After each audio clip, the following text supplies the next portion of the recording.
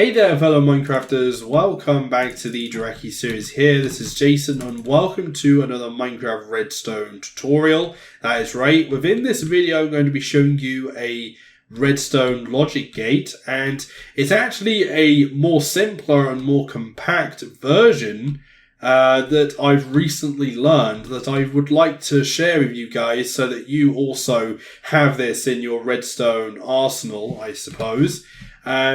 I have done a video on redstone logic gates in the past. I've shown you how to make all the simple redstone logic gates using redstone torches and redstone dust. And I'll leave a card for that video in the top right if you want to see that. But basically the whole idea of a redstone logic gate very quickly is the whole idea is that you have a series of inputs into the gate or the logic circuit. You then have a bunch of processing, and usually the processing is just a bunch of logical calculations in the redstone. And then depending on that, the output of the gate or the circuit is off or on. That is the whole point of it. So in computing terms, it's either a 0 or a 1. Okay? Now, what I'm going to be showing you today is actually a simpler version of this gate right here. So that's an XOR gate, this one right here. But if you want to see more videos like this, like redstone tutorials or just general Minecraft content, then be sure to subscribe to the channel so that you do not miss anything with these videos. And yeah, let's get straight into it. This XOR gate right here can be quite useful in certain situations, and basically, this is known as the exclusive OR gate, okay? And this logic circuit actually outputs a ON signal if the inputs are different to each other, okay? So in this case, both the inputs are off, so they're classed as the same, so therefore the gate is off. But as soon as I change one of the inputs on this gate, you can see that it is now giving power to this light. So obviously these gates can be connected to anything you want. I'm just connecting it to a light to kind of aid you guys, fellow Minecrafters watching this, so that you can see when the gate is actually activated or not. And here it is right here, the simpler version. Quite a bit simpler, isn't it? It is very useful, and it's very useful to know this. And as you can see, this only uses 2 comparators and around 7 redstone dust with 2 levers as the inputs. And yeah, that is it really. And very awesome indeed. And I'm going to try my best to explain why this actually works as well. And what we're going to do is we're going to build it right here. But as you can see, the gate operates in exactly the same way. So as soon as we make the inputs different to each other, the light actually turns on. But as soon as we make them the same, the light goes off. Okay, and it is pretty compact nonetheless. Now, this is how you build it. So you've got your 2 inputs here. And then basically what we do is we have our comparators here, but they need to be in subtract mode. And that is how you put them into subtract mode. You just right click or try and interact with the comparator and it will change. Now, I'm pretty sure this gate will work in Minecraft Java and Bedrock Edition. I believe it will work the same for both. And all you've got to do is put redstone dust around it like that. And I'm going to place the light here as well. Place the light with the dust. There we go. And that is it. And as you can see, we've got a fully functioning comparator XOR gate. And as I said, this can be used in many different applications, and especially if you want a case where only one input actually activates something but not both. So there's some select like stuff in there which makes this gate quite helpful to know. Now, the other nice thing is what you can do is you can actually change this into what's known as a XNOR gate, so the negated version of this. And how you actually do that is you will need to get yourself a redstone torch for this.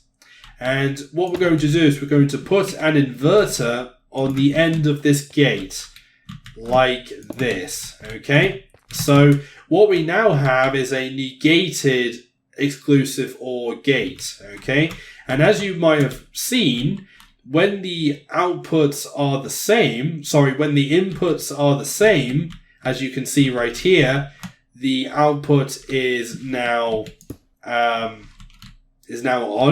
But as soon as we make the inputs different to each other, the gate actually turns off. So if you want to do the opposite to what we normally do with these gates, then that is how you can do it. Now, I'm going to try my best to explain why this gate actually works. It's fairly straightforward.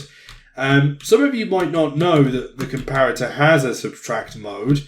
And basically, when you do a subtract mode, it changes the comparator functionality of what it actually does. Now, a comparator in subtract mode, what it's actually doing is it's comparing signal strengths of each of these three sides that are going into it. So it's comparing the signal strength of this one coming in, the main line or the rear line, and the left and the right lines going into it. Now, technically speaking, this is the calculation that it does. Okay, so what it does is it basically takes the rear signal, okay, it then minuses the biggest signal of the left and right.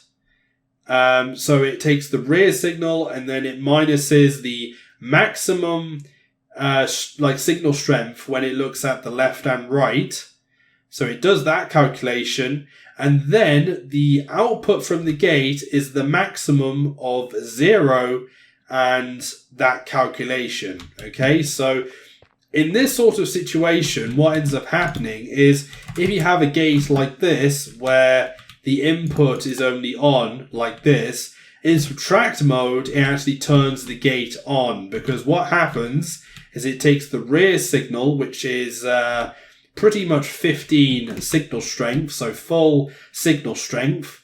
It will then try and minus the max of the left and right, which is 0, and then it just basically compares 0 and 15, or full strength.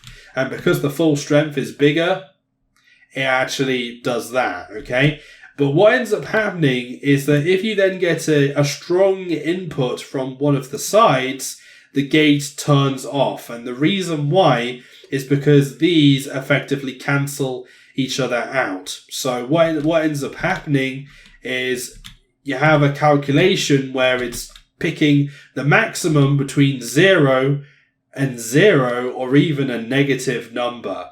And what ends up happening is it chooses 0 as a gate. Now, that is basically what it's using within this gate when you actually activate it, because as soon as you turn on one of these sides right here, you'll see that the power is actually being provided to two comparators at once. And only ever one of the sides is actually activated for the comparator.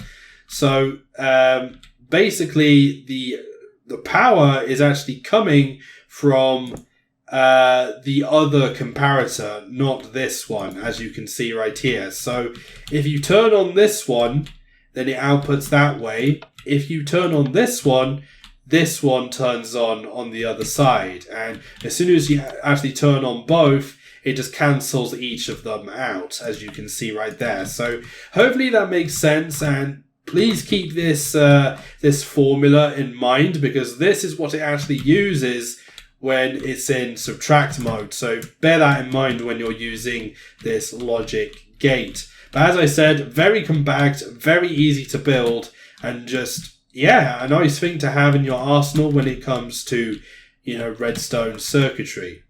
Alright everyone, that's about it for this redstone tutorial. Hopefully you found this video useful and you learned something new about redstone. If you did enjoy this video, then a like on the video would be very much appreciated.